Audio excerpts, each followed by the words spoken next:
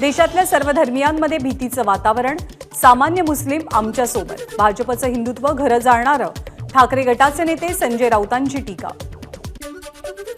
रामाला दाढी नव्हती, रावणाला होती, दिल्लीचीच लंका जळतीये, तुमची दाढीच पेटवणार, संजय राऊतांची मुख्यमंत्री एकनाथ शिंदेंवर बोचरी टीका. राजकारणात आपल्याला दगा झाला, वनवास झाला, तुम्हा सर्वांचं प्रेम पाहण्यासाठी हे सर्व काही झालं. मला आपण सर्वजण वाघीण म्हणालात, आपण वाघिणीसारखीच जगू, कार्यकर्त्यांच्या मेळाव्यात पंकजा मुंडेंचं वक्तव्य. मुख्यमंत्र्यांनी बोलावली वाढवण बंदर विरोधी समितीची बैठक, 19 फेब्रुवारीला मोदींच्या हस्ते या बंदराच्या भूमिपूजनाची शक्यता. डहाणूच्या वादग्रस्त प्रस्तावित वाढवण बंदर उभारणीमध्ये MCZM प्राधिकरणाची परवानगी. मुख्यमंत्री एकनाथ शिंदे आज कल्याण डोंबिवली दौऱ्यावर, सिटी पार्क योगीधाम, आचार्य अत्रे नाट्यगृह, अग्निशमन दलाच्या केंद्राचं मुख्यमंत्री उद्घाटन करणार. उद्धव ठाकरे छत्रपती संभाजीनगर दौऱ्यावर, पदाधिकारी आणि जनतेशी संवाद साधणार, रात्री 7:30 वाजता सभेचं आयोजन. शरद पवार आज कल्याण आणि उल्हासनगर दौऱ्यावर, दुपारी 4:30 वाजता स्प्रिंग टाइम क्लब खडकपाडा कल्याण पश्चिम इथे प्रमुख पदाधिकाऱ्यांची भेट घेणार. तर संध्याकाळी 6च्या आसपास उल्हासनगरमधल्या दसरा मैदान एल्गार परिषदेत शरद पवार हजर असतील. आदित्य ठाकरे 14 फेब्रुवारीला करणार नाशिकचा दौरा, इगतपुरी, सिन्नर, नाशिकमध्ये आदित्य ठाकरे कार्यकर्त्यांशी संवाद साधणार. सुनील प्रभू विरुद्ध एकनाथ शिंदे याचिकेवरती आज सर्वोच्च न्यायालयात सुनावणी. सुनील प्रभूंच्या 39 आमदार विरोधी याचिकेनुसार आज सुनावणी होणार आहे. शिवसेना ठाकरे गटाचे आमदार राजन साळवींच्या कुटुंबियांच्या अटकपूर्व जामीन अर्जावरती आज सुनावणी. ACPकडनं मुलगा आणि पत्नीविरोधात गुन्हा दाखल, जिल्हा सत्र न्यायालयानं अटकपूर्व जामीन फेटाळल्यानंतर साळवींची हायकोर्टात धाव. केंद्रीय गृहमंत्री अमित शहा छत्रपती संभाजीनगर आणि जळगाव दौरा करणार. 15 फेब्रुवारीला दुपारी जळगावमध्ये तर संध्याकाळी छत्रपती संभाजीनगरमधील मराठवाडा सांस्कृतिक मंडळाच्या मैदानावर शहांची सभा. मनोज जरांगेंकडनं तपासणीसाठी पुन्हा नकार. जरांगेंच्या उपोषणाचा आजचा 3रा दिवस, त्यांची तब्येत कालच्या तुलनेत खालावलेली असून आज पुन्हा एकदा डॉक्टरांचे एक पथक त्यांच्या तपासणीसाठी पोहोचलेलं होतं, परंतु त्यांनी तपासणी करून घेण्यास नकार दिला. राज्य मागासवर्ग आयोग 15 फेब्रुवारीपर्यंत राज्य सरकारला सर्वेक्षणाचा अहवाल सादर करण्याची शक्यता. तर 16 ते 18 फेब्रुवारी दरम्यान विशेष अधिवेशन बोलावून मराठा समाजाला ओबीसीतनं नाही तर स्वतंत्र आरक्षणाची घोषणा होण्याची शक्यता. राज्य सरकारला स्वतंत्र आरक्षण देण्याचा अधिकार नाही, आरक्षण अभ्यासक हरिभाऊ राठोड यांचा दावा. ओबीसींमधनं आरक्षण हाच पर्याय असल्याचा पुनरुच्चार. शिंदे समितीच्या सर्वेक्षणामध्ये माथाडी कामगार मराठा नसल्याचा उल्लेख. सरकारनं तात्काळ सर्वेक्षणात सुधारणा करावी, अन्यथा रस्त्यावरती उतरून आंदोलन करणार. अण्णासाहेब पाटील आर्थिक विकास महामंडळाचे अध्यक्ष नरेंद्र पाटील यांचा सरकारला घरचा आहे. राज्यसभेसाठी राष्ट्रवादीत विविध पर्यायांवरती विचार सुरू. राज्यसभेसाठी कुणाला संधी द्यावी याविषयी 2 दिवसात निर्णयाची शक्यता. राज्यसभेसाठी अर्ज भरण्यासाठी 15 फेब्रुवारी अंतिम तारीख. निवडणूक कोणती असो आपल्या नावाची चर्चा होतेच. बीडमध्ये पंकजा मुंडेंचं वक्तव्य. सध्या 3 पक्ष एकत्र आल्यामुळे आपल्याला मतदारसंघच राहिला नसल्याचंही विधान.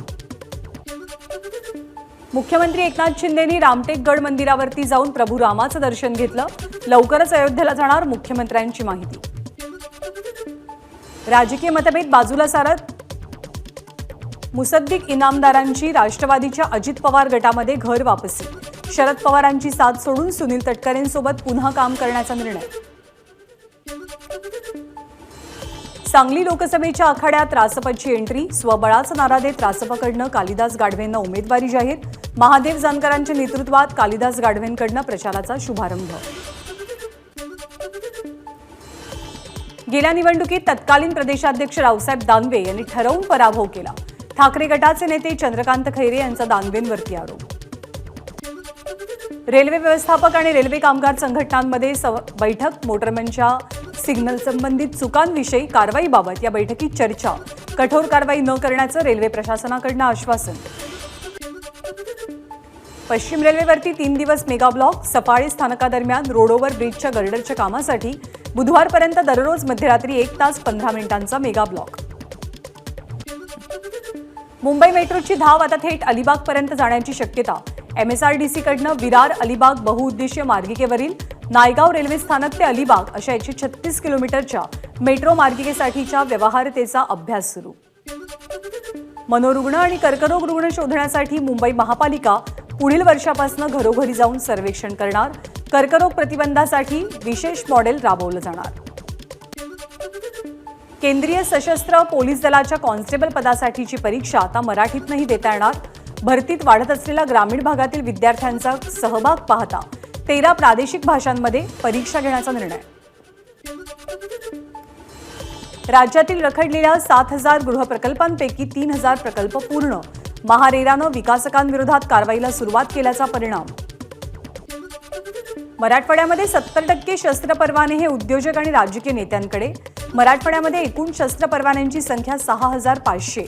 विशेष म्हणजे संभाजीनगरमधील 25 महिलांकडे शस्त्र परवाना, तर एकट्या सोलापूरमध्ये 5,296 जणांकडे शस्त्र परवाना. अल निनोनं टाकली शस्त्र. यंदा धोधो पाऊस पडणार. जागतिक हवामान संस्थांचा अंदाज. मराठवाड्यामध्ये 20 फेब्रुवारीपर्यंत ढगाळ अवस्था. अवकाळी पावसाचं संकटही कायम. वसंतराव नाईक मराठवाडा कृषी विद्यापीठाच्या तज्ज्ञांचा अंदाज. काल रात्री गोंदियात अवकाळी पावसाची हजेरी. अर्जुनी मोरगाव तालुक्याला पावसानं झोडपून काढलं. वादळी वाऱ्यासह झालेल्या पावसामुळे मक्याचं पीक जमीनदोस्त. नागपूर जिल्ह्यात सलग दुसऱ्या दिवशी गारपीट. खातमारी परिसरासह मैदा तालुक्याला गारपिटीचा तडाखा. अरोली कोदामेंढीमध्ये गारपिटीमुळे हरभरा आणि गहू पिकाचं मोठं नुकसान. चंद्रपूरच्या चिमूर तालुक्यातील चिमूर शहर, नेरी, मासळ आणि खडसंगी या भागात गारपीट. अमरावती जिल्ह्यातील धामणगाव तालुक्यात सलग 2 दिवस गारपीट. रब्बी पिकांसह भाजीपाला आणि फळबागांचं मोठं नुकसान. नागपूरमध्येही गारपिटीचा तडाखा. रब्बी हंगामातील गहू पिकाला गारपिटीचा सर्वाधिक फटका. शेतकरी हवालदिल. लवकरात लवकर पंचनामे करून नुकसान भरपाईची मागणी. अवकाळी पावसाचा नागपूर ग्रामीणमधल्या हिंगणा, कुही, बिवापूर, मौदा आणि कळमेश्वर या तालुक्यांना सर्वाधिक फटका. हातातोंडाशी आलेलं कापसाचं पीक भिजलं. ओल्या कापसाची विक्री शक्य नसल्यामुळे शेतकरी आर्थिक संकटात. गारपीटग्रस्त शेतकऱ्यांना वाऱ्यावरती सोडणार नाही. एनडीआरएफच्या निकषांच्या धर्तीवर गारपीटग्रस्त शेतकऱ्यांना मदत मिळेल. मुख्यमंत्र्यांचं आश्वासन. शेतकऱ्यांसह नागरिकांना 5 दिवसीय हवामानाचा अंदाज देणारं देशातील 199 हवामान केंद्र बंद करण्याचा निर्णय. संबंधित विभागात काम करणारे कर्मचारी निर्णयाविरोधात कोर्टात जाण्याच्या तयारीत. मुंबईतील शिक्षकांना निवडणुकीसाठी काम करण्याचे आदेश. लोकसभा निवडणुका पार पडेपर्यंत शाळाबाह्य काम करण्याचे जिल्हाधिकाऱ्यांचे आदेश. नागपुरातील गोंडगोवारी समाजाचं आंदोलन मागे. गेल्या 17 दिवसांपासून हे आंदोलन सुरू होतं. जीआरमध्ये दुरुस्तीच्या निर्णयानंतर आंदोलन मागे घेण्याचा निर्णय. बीडमध्ये धनगर आरक्षणाच्या आंदोलनाची दिशा निश्चित करण्यासाठी इशारा मिळावा. 17 फेब्रुवारीला चौंडी इथून मुंबईच्या आझाद मैदानावरती जाण्याचा निर्णय. एबीपी माझा, उघडा डोळे बघा नीट.